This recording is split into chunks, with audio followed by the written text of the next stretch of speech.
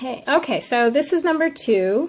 Number 2 says, given a line segment with side MN below, construct an equilateral triangle above MN with side length half of side length of MN. So you know, since it says half, you're going to have to do a perpendicular bisector. I think we all know how to do a perpendicular bisector now.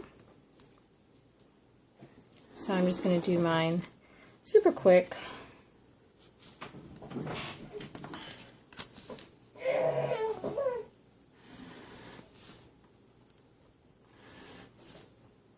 Now, if you guys need a straight edge, Uno card works really great.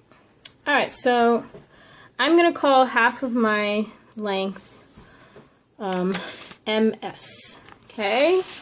MS for miss. So what I'm going to do is put a dot somewhere above my picture, and I'm going to call that dot T, because it says above MN.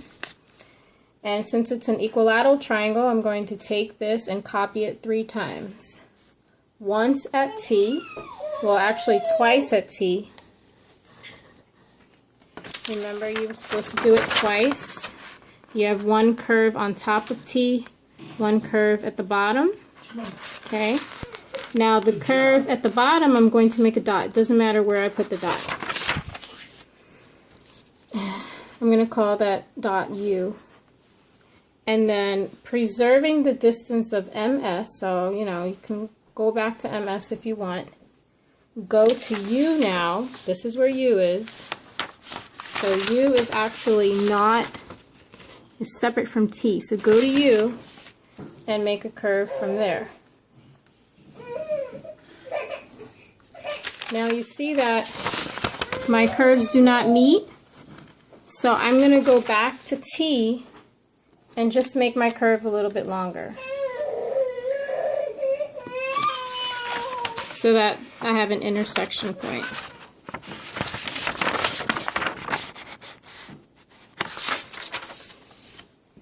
So I make my point of intersection. I'm going to call that W.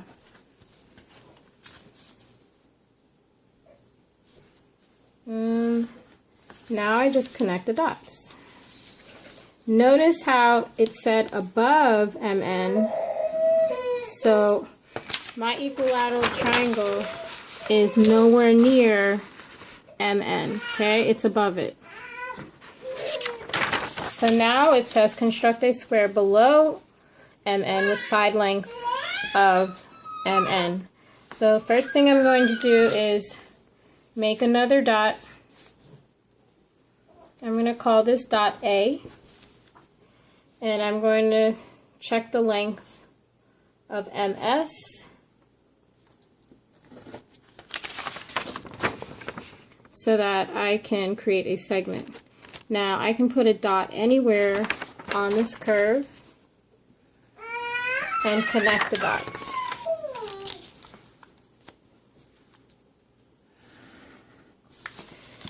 So now I've just copied segment MS. I'm going to call that B. Now remember in class we discussed how we had to extend the segment. So I'm going to extend the segment so that I can create a perpendicular line to go through B. So remember, to do that, you go to B and you put your endpoint on B. And then you just create barrier points. So I made this length for my barrier, and now I'm going to just flip the compass over and do the same thing on the other side.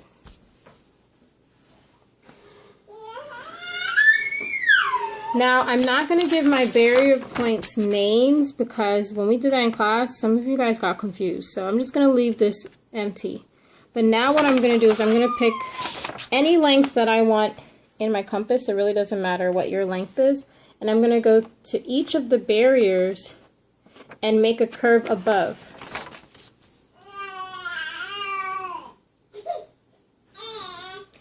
Preserving that same length, I'm going to go to the other barrier point and make another curve. So now I have an X on the top, and what that will do is allow for me to have a perpendicular line. Now remember, why do I need a perpendicular line? Because, remember, squares have 4 right angles. And I'm going to make my line a little long. And you guys should remember why it needs to be a little long. So now I'm going to copy my segment AB 3 times. So first thing you want to do is measure how long AB is, and then go on top of A and make a curve.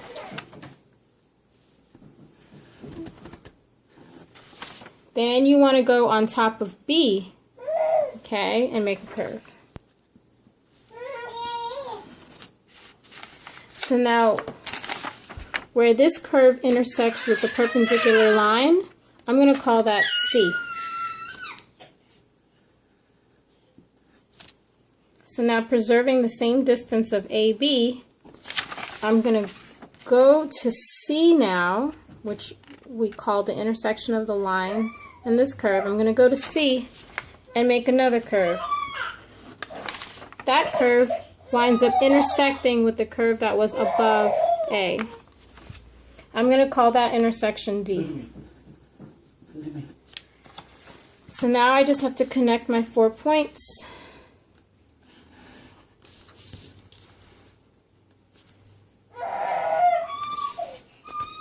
Put right angles because it's a square, and equal. And there's my square. And I should have done the same thing with my equilateral triangle, put equal marks. Okay? Now I would have skipped number 3, but number 3 is a little bit different. So I'm just going to do the what's different for number 3, which was part C, talking about 3/4 length. But I won't do the whole thing for number 3. Okay? And I could probably do that on this. I'm going to do that on the same page as number 2. So number 3C says to construct a square below with side length of 3/4 of side length MN. Okay, so I'll just do it fresh on this paper. Remember, I'm not going to do, I'm not going to do the square that's half the length because I just did that for you on this page by accident. So what I will do is I will construct a square that is the length of MN. I should read directions. And then I'm going to construct a square that's 3/4 the length. Alright, so this paper is going to have 2 squares. So I'm going to label this. So on your paper, because I made a mistake, label that as 3A. This is 3A. That was my boo-boo. And this is 2A. So now I'm going to do 2B for you. Alright, constructing a square with side length MN. We're going to, again, copy MN.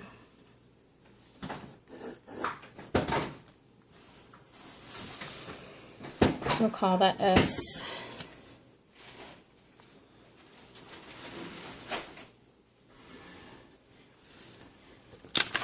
And here is the copy of MN. So because this is so long, I'm only going to extend it a little bit.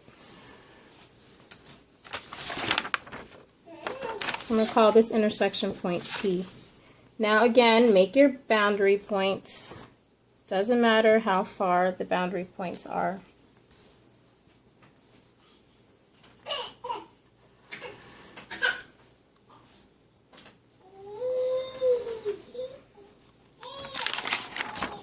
And then from each boundary point, sorry for the background noise, that is my beautiful daughter. You pick any distance that you want, make a curve, and then preserve that same distance and make another curve on the other boundary point. So by the time you're done, you should have an intersection.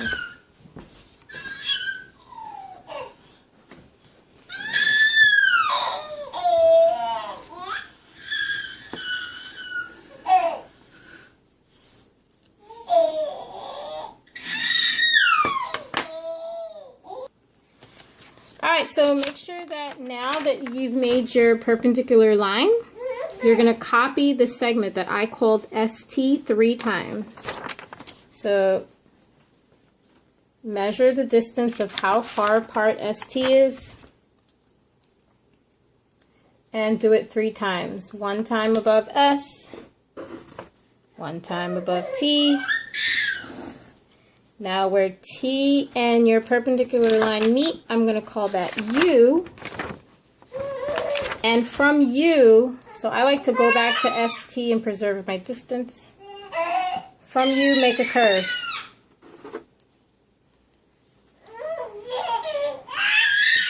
And I'm going to call that V. So now connect your dots.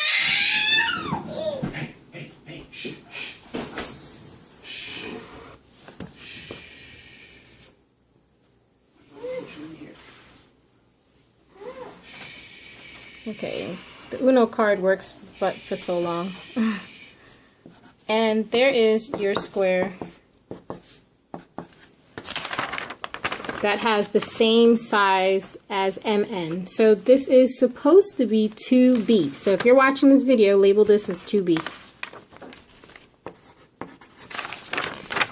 Okay, the last one is 3/4 of a length, which is pretty important. So of course, you're going to do your perpendicular bisector. And what your perpendicular bisector is going to do, it's going to give you half the length. But we need 3/4 of a length. So what's half of a half? 3/4. Half of a half is 1/4. So you're going to do a perpendicular bisector of one of your halves.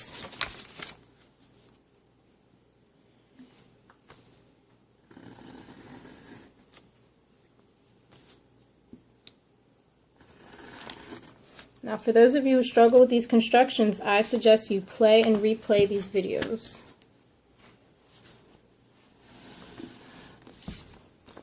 Okay, so now I have 1 2/4, and then of course this half represents another 2/4. So if I want 3/4, I know I have 2/4 here in this half, so I just need one more of the quarters to represent 3/4. So from M all the way to here would be your 3/4. I'm going to call that point G. Okay, so from M all the way to G, that represents 3/4. So I'm going to do the same process so I'm going to go over some of these words. So I'll call this K. So I'm going to measure how far apart MG is, which is 3/4. Okay, so you go to MG, measure how far apart it is. And then I created a point at the top called K. And all I did was just basically copy the segment.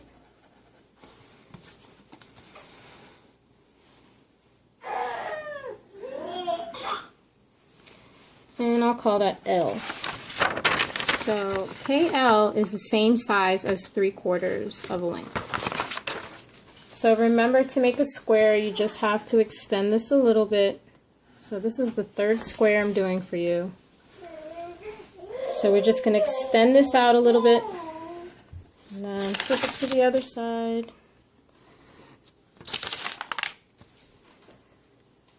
And then pick any length that I want. And that gives me my perpendicular line. Now, I might not make it because I decided to go way above, so I might not make it. So if I'm not able to preserve the length, yep, might not make it. So I wasn't able to preserve the length at the top. You can always flip it upside down. And to do that, you're just going to extend, because you know the perpendicular line can go through on both sides. And then it'll be able to be completed underneath here, because I wouldn't have made it up there. So now I'm going to preserve the length of KL. And instead of going on top of K, because I ran out of space, I'm going to go underneath. So remember, do it 3 times. 1, 2. So this was the first one. This is the second one. So you see how it intersects with the perpendicular line? I'm going to call that B. And then I'm going to go to B and intersect B with my curve. And that's right there. I know it's hard to see, but it's right there where my compass is. And I'm going to call that Q. Okay, so here's Q, B, L, K. So I'm just going to connect those dots. And there's my square with 3/4 length. Now this is going to be a jacked up looking square. But you guys get the idea. Make sure that you do right angles and show me equal markings. I'll know who watched this video based on the fact that you guys will have right angles and equal markings. Alright, so that pretty much covers the whole 4 pages. Good luck. Tomorrow, I hope you guys get to watch this. It is almost 6 o'clock. So, you know, good luck tomorrow and email me if you have any concerns.